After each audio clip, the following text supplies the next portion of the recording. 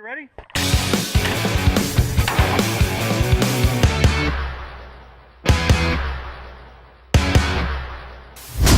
Making it up as I go. Welcome to another edition of Fit and Fire, your home for guns and gear and the fitness to run both. I'm Mark and I really appreciate you guys stopping by. So, after a couple week hiatus between illness and Thanksgiving and all the other shenanigans that's going on out there, I'm finally getting back on the horse and made it back to the gym this week and wanted to provide a workout of the week for you guys. This is another awesome strength superset in which we set aside the high intensity interval training workouts and we focus solely on strength training. So these workouts, these types of exercises are going to be lower reps but higher weights. So we can really concentrate on mass muscle movements and working your strength training more so than your cardio. So without further ado, let's just dive right on into it and get into the workout of the week. Again, strength training, this type of superset is going to be 3 sets of exercises in which you will go 8 minutes per set.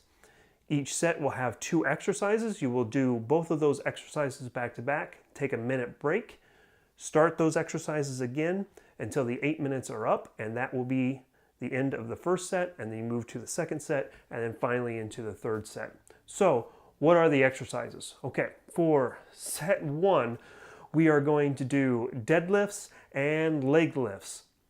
The deadlift exercise can be done one of 2 ways. You can either use a dumbbell to do the deadlift exercise of a weight that you're most comfortable with. I went ahead and did 80-pound kettlebells for the kettlebell version to show you guys what that looks like right here. Or if you want to do your traditional style of deadlift, you can also use a trap bar.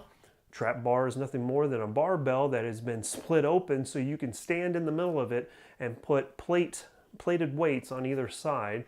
Again, that's the traditional style of deadlift outside of the straight barbell. So your deadlift is going to be 10 reps of a weight that is comfortable for you, but still challenging.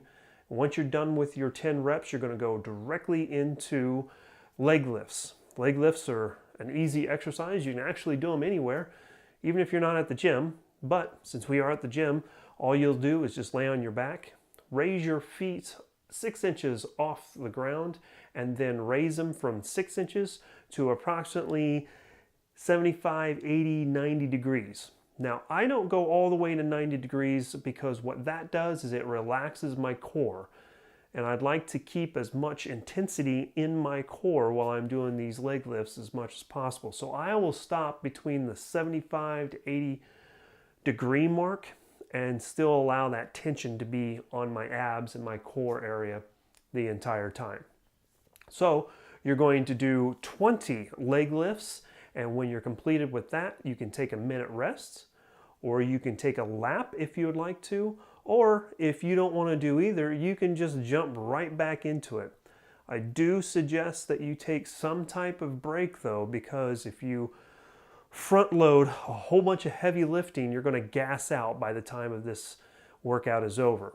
So let's jump into set 2. Is again 2 different exercises. The first is going to be the halo goblet squat. Halo goblet squat is a new take on the goblet squat and something I actually enjoyed doing because it was mixing things up a little bit and having me try something new. The halo goblet squat is nothing more than a standard goblet squat where you hold the weight up near your chin, you do a squat, and when you're completed with the squat, you're going to rotate that weight around your head in one direction and then back to the starting position, creating a halo around your head. 2 things to consider is, number 1, move the weight around your head, not your head around the weight. And number 2, if you have any shoulder issues whatsoever, I do not recommend this exercise. I don't want to exacerbate any type of injuries that you may have on your shoulders. So please consider those 2 things. You're going to do 10 reps of the halo goblet squat and then move directly into your next exercise, which is going to be the plank row.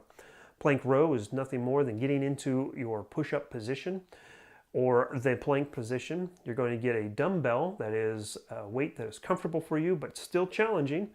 For me, it was 35 pounds, and then you're just going to row that weight in the upward position to your pec muscle. Try to get it as close to your pec as possible.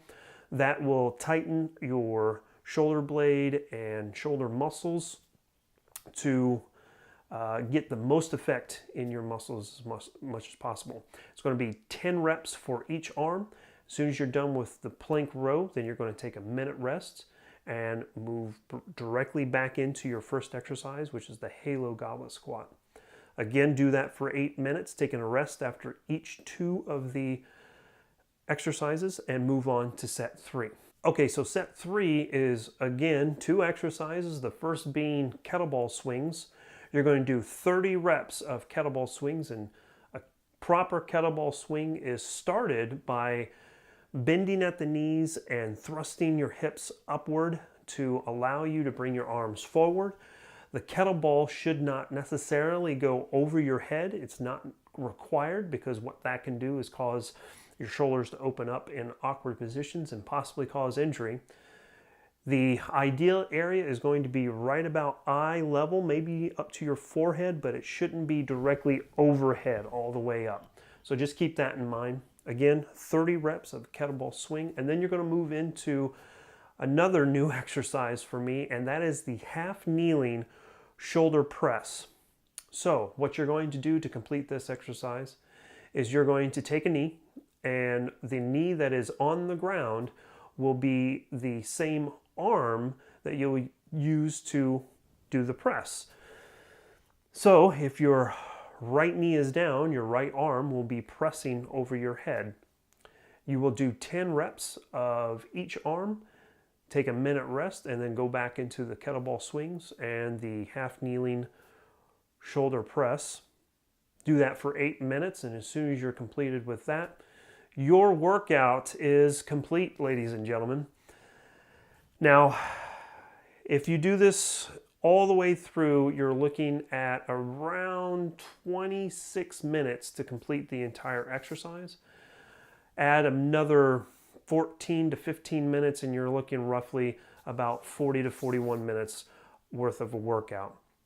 Be sure that you're taking your time to actively stretch and warm up your muscle groups before you start working out, and enjoy. This is a strength focused workout, so you shouldn't necessarily be concerned about going as fast as you can. Concentrate on your form, concentrate on using a weight that is comfortable for you, but again, still challenging, that will make you feel it a little bit in the morning, not in a bad way. So question to you is, what exercises are you guys doing? What workouts are you doing? Are you waiting for the new year and waiting for a New Year's resolution? Or are you at the gym right now? I'd love to hear what you have to say. Go ahead and sound off in the comment section down below. Again, if you guys are new to the channel, I'd appreciate you considering subscribing. And I really do appreciate everyone's support, not only to my channel as we've surpassed 1,000 subscribers, but also for everyone that reached out to me and wished me well while I was fighting my illness. I sure do appreciate that. It meant a lot to me, and that's why I keep on saying thank you. So again, thank you guys. Thanks for swinging by.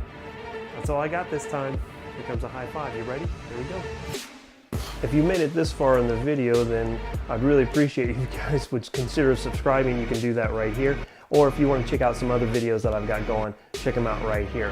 If you like the hoodies and shirts that I'm wearing, that's Revolutionary Patriot. I got a link to their website down in the description below with a discount code. And as always, keep on dropping those bells and shells. Thanks, y'all.